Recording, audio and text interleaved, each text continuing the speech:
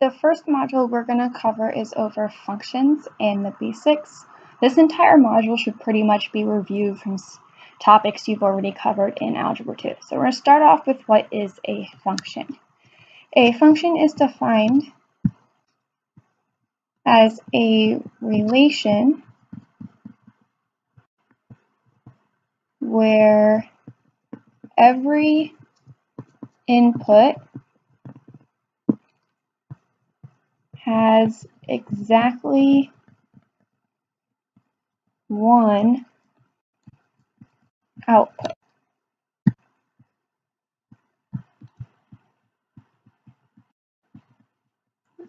There are a couple different ways to tell whether a relation is a function or not. From a set of points, you just look at the domain, and from a graph, you test just with the vertical line test. So a graph is a function if it passes the vertical line test. So remember, the vertical line test, if you have a graph and you draw an infinite number of vertical lines through that graph, so suppose we have a linear equation. If I draw an infinite number of vertical lines, they're only going to cross through the graph once, meaning that it is a function. Whereas if I have a graph like this, if I draw any vertical line, it's always going to cross in two places, which means the graph is not a function. So when we talk about domain and range, domain you can also think of as the input is the set of all x values. And then the range, which you can think of as the output,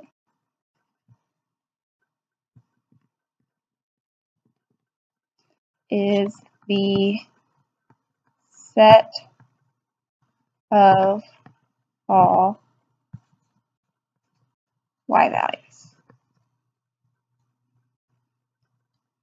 So as long as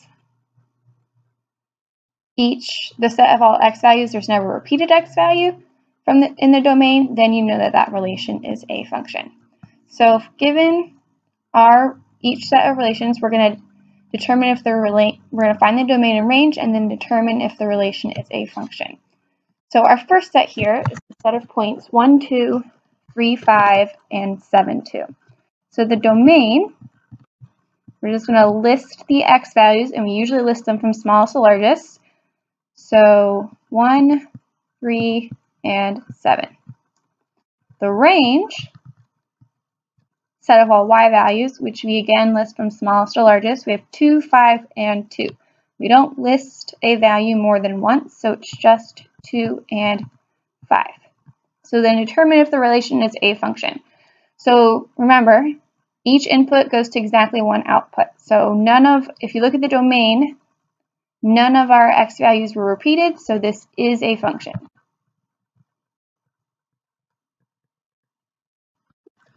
Our second set is the set of points -3, 5, -3, -5, 0, 10, and 1, 15. So the domain is -3, 0, and 1. The range is -5, 5, 10, and 15. So, and we can see here, -3 is repeated twice. It goes to two different y values. So this is not a function. If you ever list the domain and range, and your range has more values than your domain, you can almost always assume that it is not a function. So something else we can do with a function is evaluate it for a given value. So we're typically going to use function notation. So given our function f of x equals 3x squared minus 7, we want to find f of 3. So f of 3 is what happens when we replace x with 3. So we get 3 times 3 squared minus 7. We always follow order of operations. So exponents first. So 3 squared is 9. So 3 times 9 minus 7. You get 27 minus 7. And f of 3 is 20. Next, we're going to find f of negative 1. So 3 negative 1 squared minus 7. Be very careful here, especially if you're going to use a calculator. Anytime you raise a negative number to exponents, you always want to make sure you include the parentheses, because negative 1 squared is positive 1. So 3 times 1 minus 7, you get 3 minus 7. So f of negative 1 equals negative 4. Last thing we're going to cover is domain of certain parent functions. And we're going to talk more about parent functions in the next section, but some of the important ones are linear, any power function, and then even and odd root functions and a rational function. So a linear function, that's just a regular equation. Its domain is always all real numbers.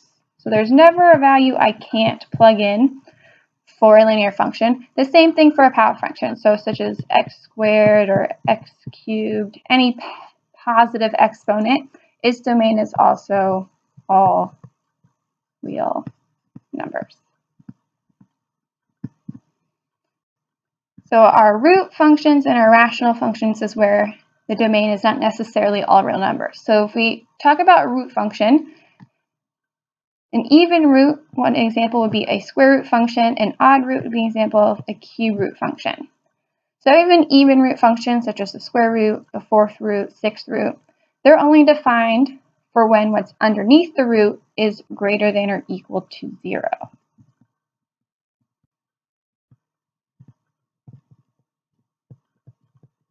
So when it's underneath the root is greater than or equal to 0. Because I can never take an even root of a negative number. Odd root functions, on the other hand, you can take the roots of negative numbers. So if I have an odd root function, its domain is all real numbers. So lastly, we're going to talk about rational functions. So rational functions are where you have a variable in the denominator. So such as 2x over x plus 7. That would be a rational function. Rational functions are not defined when you divide by 0.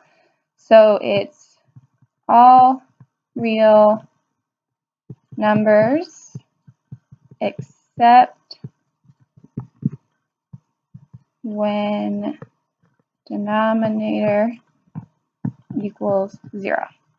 So if I were talking about the domain of the function 2x over x plus 7, I would say, so its domain equals all real numbers except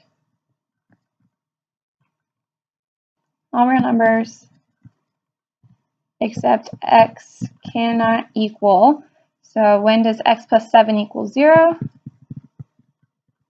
When x equals negative 7. So all real numbers except when x cannot equal negative 7.